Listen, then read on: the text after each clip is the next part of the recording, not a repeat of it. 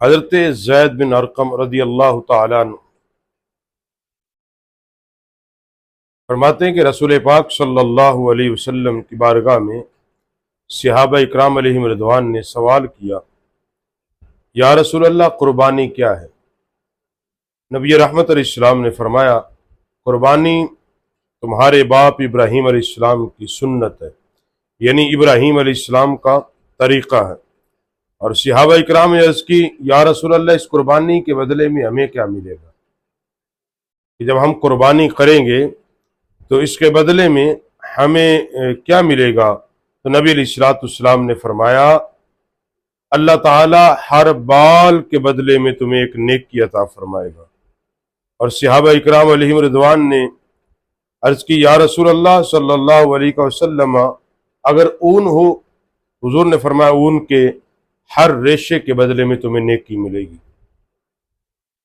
اور دوسرے مقام پر ام المومنین حضرت اماں عائشہ صدیقہ رضی اللہ تعالیٰ عنہ ارشاد فرمایا کہ انسان عید الاضحیٰ یعنی بقرہ عید کے دن کوئی ایسی نیکی نہیں کرتا جو اللہ کے ہاں سب سے پسندیدہ ہو مگر یہ کہ وہ اپنے جانور کا خون بہائے۔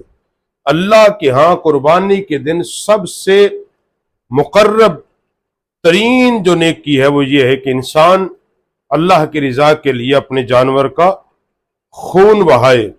اور پھر حضرت علامہ شیخ عبدالحق محدث دہلوی رحمۃ اللہ علیہ فرماتے ہیں، قربانی اپنے کرنے والوں کے نیکیوں کے پلڑے میں رکھی جائے گی۔ قیامت کے دن جو قربانی کرے گا وہ قربانی اس کے نیکیوں کے پلڑے میں رکھی جائے گی۔ اور حضرت ابن عباس رضی اللہ تعالیٰ عنہ روایت کرتے ہیں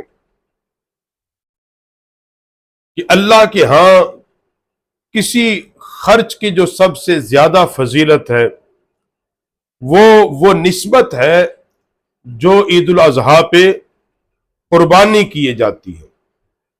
وہ جو خرچ اللہ کے ہاں سب سے زیادہ مقبول ہے، اور یہی وجہ ہے کہ نبی کریم صلی اللہ علیہ وسلم نے مدینہ شریف میں جتنی زندگی گزاری ہر سال آقا علیہ السلام نے قربانی فرمائی، اور خود بھی فرمائی اور قربانی کرنے کا حکم بھی ارشاد فرمایا، تاکید کے ساتھ حکم دیا، وعید کے ساتھ دیا، خوشخبری کے ساتھ دیا، بشارت کے ساتھ دیا، یعنی ہر وہ طریق جو کہ انسانی فطرت کے اندر ہوتی ہے تو نبی علیہ السلام نے راغب فرمایا۔ اس لیے قربانی کرنے کا حکم اللہ کے قرآن میں بھی ہے، نبی علیہ السلام کے طریقے میں بھی ہے، مگر یہ ساری چیزیں کس کے لیے ہوں؟ خالصتاً اللہ کے لیے ہوں، اللہ کی رضا کے لیے ہوں۔ ان الصلاۃ نسک ومحیای ومماتی للہ رب العالمین۔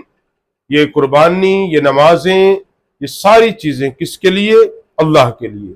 جب تم اخلاص کے ساتھ نیکیاں کرو گے، یہ بات یاد رکھو، اخلاص اور خلوص نیت کے ساتھ جو نیکی تم کرو گے وہ اللہ کے ہاں قبول ہوگی۔